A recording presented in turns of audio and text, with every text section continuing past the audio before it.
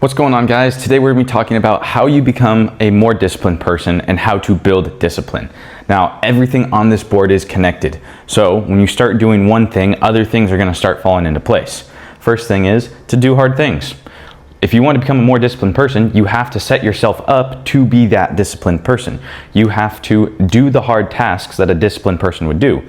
For an example, you could sign up for a bodybuilding competition. You could sign up for a powerlifting competition. You could do a Spartan race. You could do a marathon.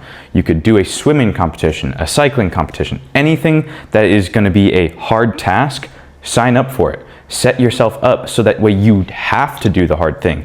And then treat it like you get to do the hard thing, because everything that you do, as in doing hard things, is going to be chosen suffering. So it's not you have to do it, you get to do it. You get to do hard things. You get to be the person that you want to be. Then you have to act like you love it.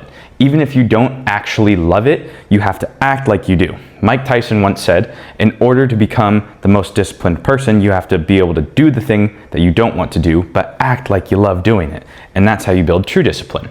So act like you love doing those hard things. Put a smile on your face. It's going to be a subconscious trick to trick your brain into thinking that you actually like doing it. So then you want to do it more. Then you can also be your own hero. When you start doing more things, you're going to end up being your own hero. You're going to hold true to your word, and that's going to help you build more discipline and stay consistent over a longer period of time.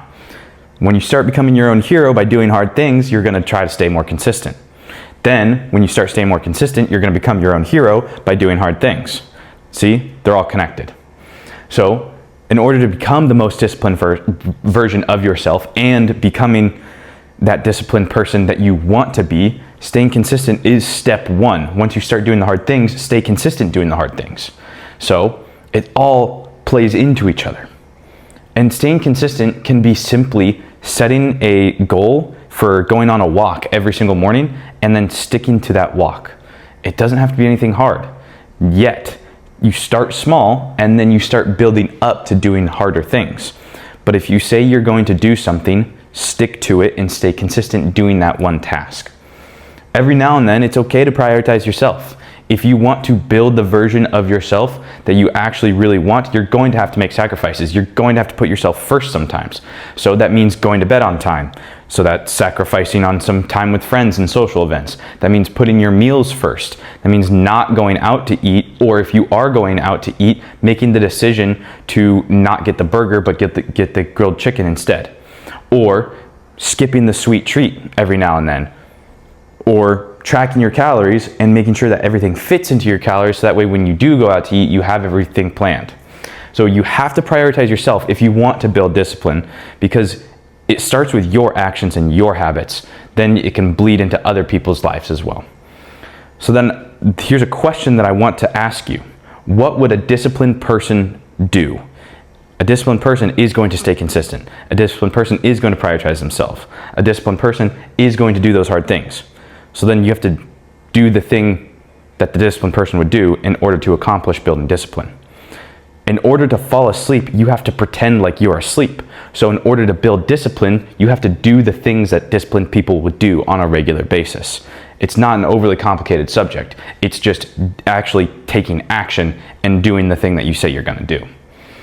So in order to build discipline, though, I want you to use motivation. Using motivation is key because it's going to spark the fire and it's going to get you started, but it's not going to keep you going. So there's two different types of motivation. There's internal motivation and external motivation. External motivation is everything that you see online. It's the quick edits. It's the Rocky movie. It's watching Conor McGregor fight. It gets you fired up. It gets you the spark going. But then the internal motivation, that's where the discipline comes into play, is what's going to keep you going. Internal motivation is your why. When you find out what your reason why is, it's going to make it much easier to stay consistent. It's going to make it much easier to do hard things. It's going to make it much easier to be your own hero. So when you find out your why, ask yourself, why do I want to make this change? Why do I want to do the hard thing? Why do I want to become more in shape? Why do I want to lose this body fat? Why do I want to build this muscle? Ask yourself these questions so you can figure out your reason why, because then once you figure out your reason why, it makes everything in life so much easier, because then you can forget about other things that are not important and focus on the things that are. because there are so many aspects of life that we cannot control. And if you worry about those aspects, you're not going to be worrying about the things that we can. So if you can focus on the things that you can control and put all of your effort into those, which is your own habits, your own actions, your own tendencies, that is what's going to make the largest difference for building discipline, for changing your life, for building new habits. Then lastly, stop comparing yourself to others. When you compare yourself to others, there's a common quote, comparison is the thief of joy. So you're always going to be focused on what you don't have and the things that you want versus the things that you do have and the things that you are currently able to control. Because you can't control what other people do, but you can control what you do. You can't control other people's thoughts, but you can control your own thoughts. So if you compare yourself to others on a regular basis, it's going to send you down a spiral of negative thinking, which then is not going to allow you to be your own hero. It's not going to allow you to do hard things. It's not going to allow you to prioritize yourself. So see how they're all connected? When you stop comparing yourself to others, it's going to allow you to prioritize yourself. It's going to allow you to do the hard things and become your own hero, and which ultimately is going to build discipline. Now, none of this happens overnight. None of this happens overnight. You expect change to happen immediately, but that's not how it works. Now, think about this. Most people don't gain weight overnight. If you are a severely overweight person, you have gained weight over several years. You've gained weight over probably 10 or 15, maybe even 20 years. And it's a small amount of weight to where each year you don't really notice a big difference. And then all of a sudden 10 years go by and you're 100 pounds overweight. Holy smokes, what the fuck happened? So you have to treat your weight loss or building habits the same way that you got to the situation that you are in. Treat them the same. You're not going to gain weight overnight, so you're not going to lose weight overnight.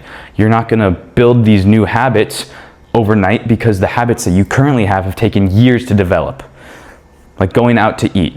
If you go out to McDonald's 3 days a week because you started off just going 1 day a week and then over the course of several years it worked up to 3 days a week, you're not going to magically be able to cut McDonald's cold turkey. Some people might, but most people aren't willing to do that. So if you can reduce down to 2 days a week, then to 1 day a week, then reducing it down to 0, see how you just slowly, gradually make the change, and all of a sudden, over the course of a year, 5 years, 10 years, you've made complete changes of life. You are a completely different person.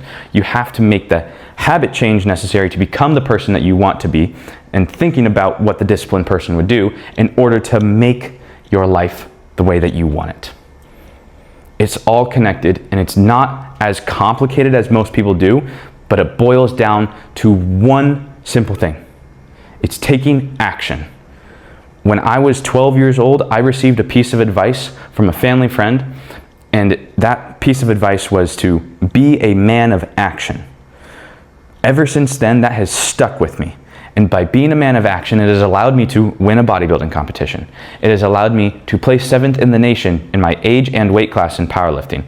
It has allowed me to start my own business. It has allowed me to cut out noise, even though it's very hard, but as long as I take action, it is the solution to overthinking. It is the solution to my issues of, oh my God, what am I gonna do?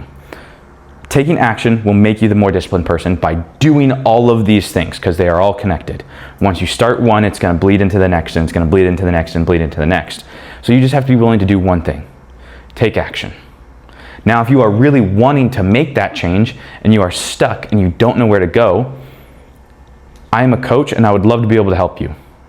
But you just have to take action. You have to be willing to take action. And if you're not willing to take action, then don't expect to see change. But if you are willing to take action, that's where you see change. That's where it makes a difference. Bada bing, bada boom.